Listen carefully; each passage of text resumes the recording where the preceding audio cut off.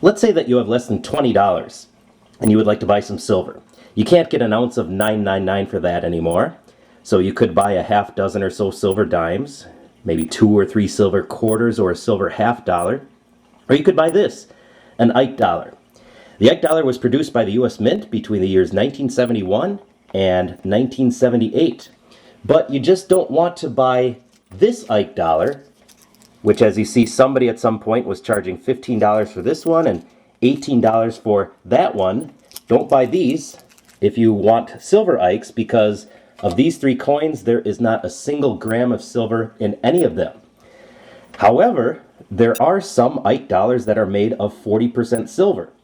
So how do you tell the copper nickel Ikes like these from a 40% silver Ike, which has a silver weight of 0.3 of an ounce? The very first thing to keep in mind is that the vast majority of Ikes are like these ones, near worthless copper nickel business strikes that were made to circulate. So there's many, many more copper nickel Ikes than silver ones. The second rule is that any Ike that's made in Denver is going to have this D mint mark above the 7, and in this case the 4. And any Ike that was made in Philadelphia is going to have absolutely no mint mark on it. And any Ike that was made in Denver or Philadelphia has no silver in it. So that brings us to the third rule, that all silver Ikes will have an S in that mint mark space. But the fourth rule is where it gets tricky. Not every single S mint mark Ike is silver.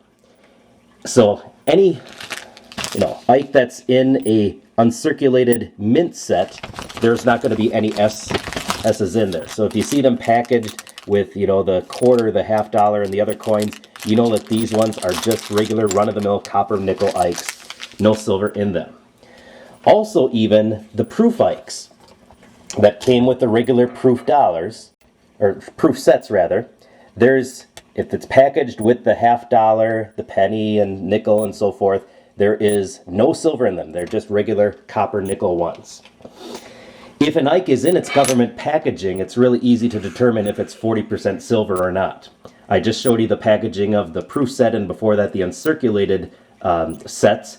And between the years 1971 and 1974, the Mint came out with this. It's commonly called a blue Ike because it came in this blue envelope. And you open it up and you'll see the Ike. If you could see through the cellophane, it does have a S mint mark, and this little plastic coin has what it says uncirculated silver. It's not saying it's pure silver, it's only 40% silver, 0.3 of an ounce, but this is a genuine silver Eisenhower dollar. You'll also find them made in those years, 1971 to 1974, this thing called a brown Ike. Called a brown Ike because it had brown packaging over this hard plastic case. And these two are 40% silver. And you can easily find them for $14 or $15 today, even though they originally sold for $10 new from the Mint in the 1970s. The one date that is kind of a more expensive date is the 1973.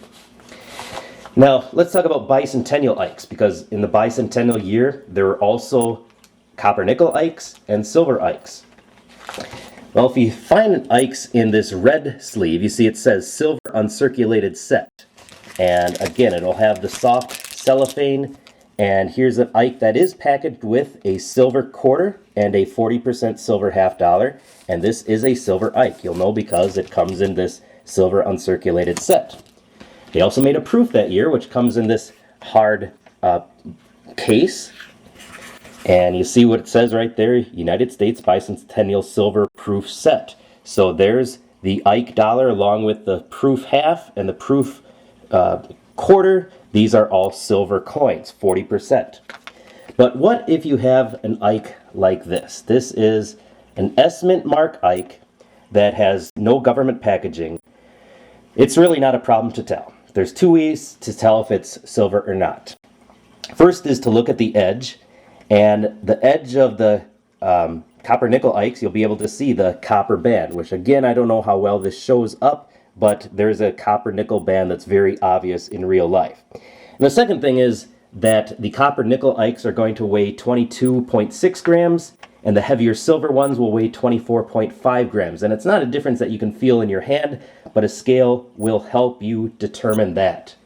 So if you would like to add a large silver coin to your collection that costs under $20 and even under $15 today, consider getting yourself Silver Ike Dollars. You can find them for just the melt value, very easy to find them, even in the packaging for that price.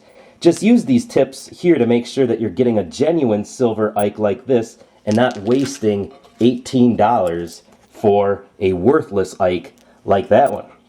Thanks for watching, and good luck with your Ike hunting.